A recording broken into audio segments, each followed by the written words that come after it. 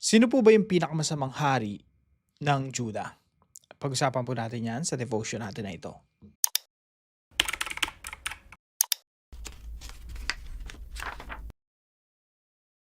Magandang araw po sa bawat isa sa inyo. Welcome back to our 365 Daily Devotions Bible Characters Edition. Binabati ko po muna ng happy birthday si Sister Liberty Miguel na isang kapatiran po natin, 'no, sa Hong Kong. Hello po sa inyo. Now, itutuloy po natin yung ating pag-aaral patungkol po sa mga hari ng Huda. Ngayon po ay nakay Manase na tayo. So si Manase po ay anak ni Hezekiah. Si Hezekiah po ay isang mabuting hari. Pero ito namang si Manase, arguably si Hezekiah talagang mabuting hari, no? Probably pinakamabuti, isa sa pinakamabuting hari ng Juda. Pero itong si Manase, arguably, ito na yung pinakamasamang hari ng Juda. So tingnan po natin kung anong sinasabi ng Biblia patungkol po kay Manase. So sabi po rito, Manase was 12 years old when he began to reign, and he reigned 55 years in Jerusalem. Napakahirap, no, na yung hari napakasama. Tapos ang haba ng paghahari niya, 55 years. His mother's name was Hepzibah, and he did what was evil in the sight of the Lord, according to the despicable practices of the nations whom the Lord drove out before the people of Israel. Kaya ito po yung mga ilan sa mga katuruan natin ngayong araw. Number 1, Manase was the worst king of Judah. Arguably po, no, kung meron ka mang i-argue, kung meron mang debate kung sino pinakamasamang hari ng Judah, tingin ko si Manase yon at mananalo ka sa debate pag pinaglaban mo talaga, no, tinignan mo yung ebidensya sa Bible. So ipagpatuloy po natin yung pagbasa ng mga verses patungkol po kay Manase. Sabi po dito, "For he rebuilt the high places that Hezekiah his father had destroyed." Yung mga winasak na mga shrine kung saan sinasamba yung mga Diyos-Diyosan, itinayo pa ni Manase. "And he erected altars for Baal and made an Asherah, as Ahab king of Israel had done, and worshiped all the host of heaven and served them. And he built altars in the house of the Lord, of which the Lord had said, In Jerusalem will I put my name." So doon po mismo sa Jerusalem, doon po mismo sa templo, doon po mismo sa kabanal-banalang lugar, doon pa siya nagtayo ng mga, kumbaga, pook sambahan at mga Diyos-Diyosan na sinasamba na kalapastanganan sa harapan ng Diyos. And interesting po na binanggit dito si Ahab, king of Israel. Ibig sabihin, sinundan ni Manase yung mga hari ng Israel. Now, tingnan po natin dito sa timeline natin, no?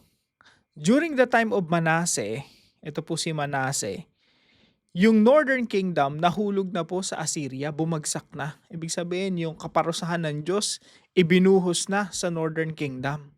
Kasi po si Hosea na yung last king of the Northern Kingdom. Ganun pa man, kumbaga sinampulan na ng Panginoon, ibinuhos na ng Diyos yung kanyang judgment against the Northern Kingdom, si Manase, yun pa rin yung sinundan, yung kasamaan ng Northern Kingdom. So, kung titingnan mo sa ganung perspective, dapat 'di ba nagsisi na si Manase? Hindi, pinagpatuloy niya pa yung kasamaan ng karatig yung sister kingdom nila, no, yung Northern Kingdom. And sabi dito, "And he built altars for all the host of heaven in the two courts of the house of the Lord. And he burned his sons as an offering." Ito po yung isa sa pinakakarumal-dumal na ginagawa nung unang panahon. Iniihaw nila yung mga anak nila, no? Sinusunog nila yung mga anak nila bilang pagsamba at paghingi ng pabor doon sa kanilang mga Diyos-Diyosan, particularly kila Baal, kila Molech, no? Practice po nila yan during that time na kinamumuhian ng Diyos. Ayan, nagsusunog ng anak. He burned his son as an offering. And he used fortune telling. Ayan, ayaw ng Diyos niyang fortune telling, yung mga hula-hula. Marami yan, di ba, sa mga pag pumunta ka sa isang lugar dyan sa Manila na may mga nanghuhula-hula dyan. Ayaw ng Diyos nun. Fortune telling, omens, and dealt with mediums. Pakipag-usap sa mga espiritu Necromancer. Etong necromancy, ano po ito yung something related sa pagbuhay ng mga patay at pakikipagniig sa mga masasamang espiritu. Sabi dito, he did much evil in the sight of the Lord, provoking him to anger. And then pag binasa niyo po yung verse 9, 2 Kings 21:9, Manasseh led them astray to do more evil than the nations had done whom the Lord destroyed before the people of Israel. Yung mga nakatira dati doon nung wala pa yung mga Israelita doon sa dito sa lugar na to, no? Yan.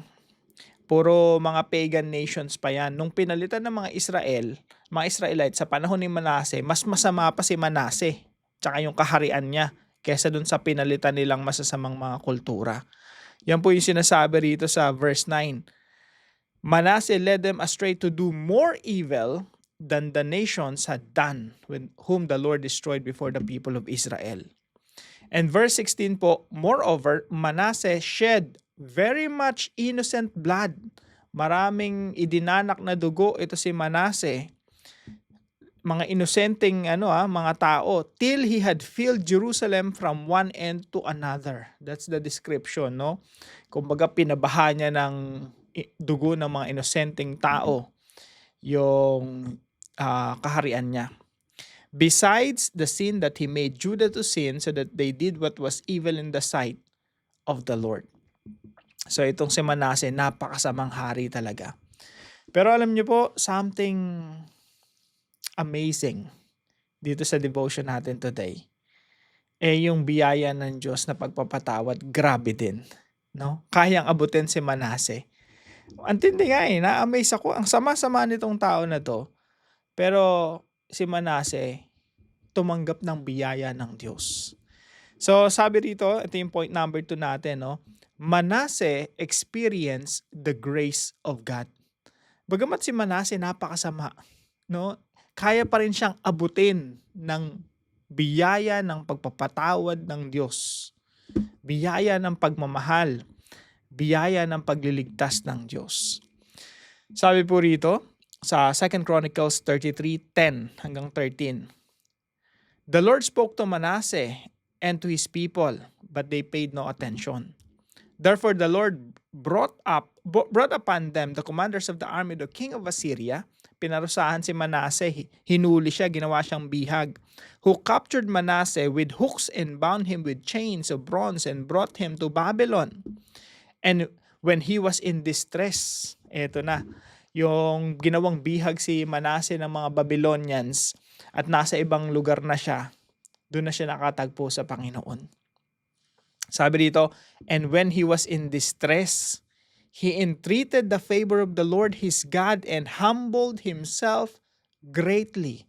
Nagpakumbaba siya sa harapan ng Diyos. Humingi siya ng tawad sa harapan ng Diyos.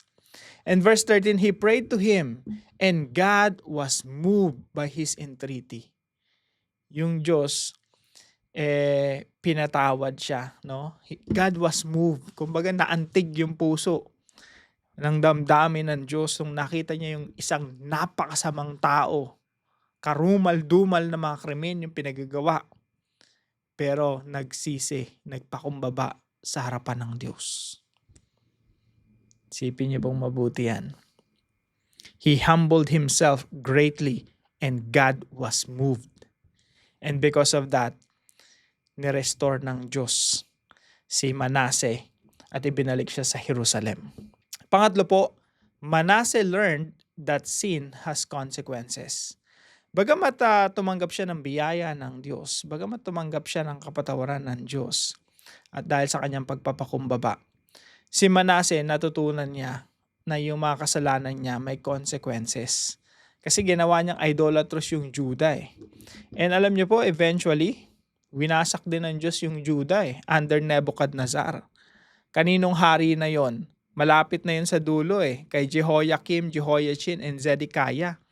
Ilang mga hari pa yung lumipas. Pero yung desisyon ng Diyos na wasakin yung Judah, dito na sa panahon ni Jehoiakim. Pero resulta po yun ng kasalanan ni Manasseh. Tingnan po natin. 2 Kings chapter 24 verse 1 to 4. Si Nebuchadnezzar, ginamit ng Diyos sa panahon na ni Jehoiakim. Verse 3, basahin po natin sa verse 3. Surely this came upon Judah at the command of the Lord to remove them out of his sight.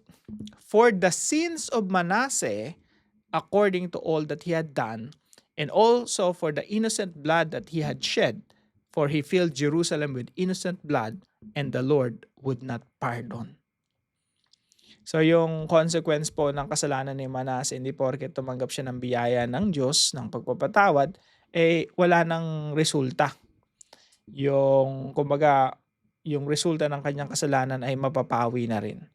Kasi ganun talaga eh. Minsan gumagawa tayo ng mga kasalanan, kahit patawarin tayo ng Diyos, yung kasalanan na nagawa na natin yon, meron ng consequences yon. Si Manasseh, natutunan niya po yan. No? He learned that sin has consequences. Now, paano po natin ito isasabuhay mga kapatid? Number 1 po, revisit our past life to give praise to God. Alam niyo po, maganda rin yun na binibisita natin yung dati nating klase ng pamumuhay. Hindi para ulitin, kundi para tingnan natin kung saan tayo galing.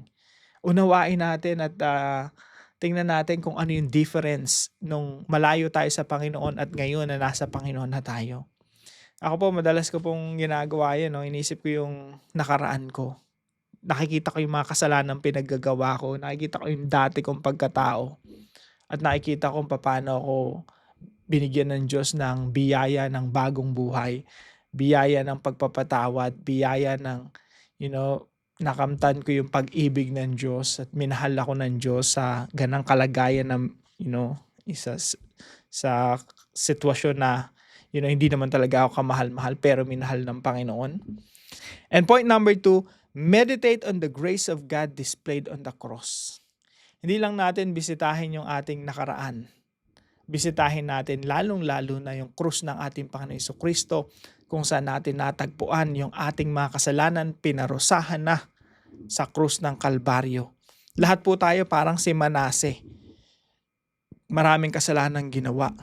May mga karumal-dumal din. May mga nakakahiyang mga ginawa sa buhay.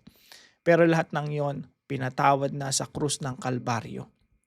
Lahat ng yon pinako na sa krus ng Kalbaryo. Pinarusahan na sa katawan ng Panginoong Jesucristo upang tayo na nananampalataya sa Panginoong Jesucristo ay magkaroon ng kapatawaran at paglilinis mula sa ating mga kasalanan. And number 3 po, trust God for redemption from the effects of our sins. Lahat po ng mga kasalanan natin, mayroong mga consequences. Kung meron man tayong mga nagawa in the past na naapektuhan yung mga anak natin, magulang natin, asawa natin, tapos hindi mo na siya babawi pa, no? Pagtiwalaan natin yung Diyos na sa Panginoon merong redemption, may pagsasaayos. Kung kailangan mag-sorry, no? Kailangan may dapat kang lapitan na tao para magpakumbaba dun sa tao na yun, humingi ng tawad, then do it. Hindi mo man maibalik yung nakaraan, pero at least, merong closure, merong pagpapatawad, merong biyaya ng Diyos, merong redemption. Now, para po sa ating discussion, what are some ways we can show our gratitude to God for forgiving us and giving us new chances? Para po sa ating dive deeper, pag-usapan po natin yung tatlong tanong, no? What is the theology of God's grace? Paano yung Diyos na banal kayang patawarin yung isang tao katulad ni Manasseh na napakadaming kasalanan ginawa ng mga karumal-dumal na kasalanan? What is the theology of God's grace? How is grace the work of the Trinity? And why must we believe that we are not only saved by grace, but also sanctified by grace? Pag-usapan po natin yan mamaya sa ating dive deeper. Tayo po'y manalangin. Heavenly Father, thank you for your amazing grace, despite our sinful past. As we remember who we once were, fill our hearts with deeper gratitude and praise for your mercy. Help us continually meditate on the cross of Christ, where your love and grace were fully displayed for sinners like us.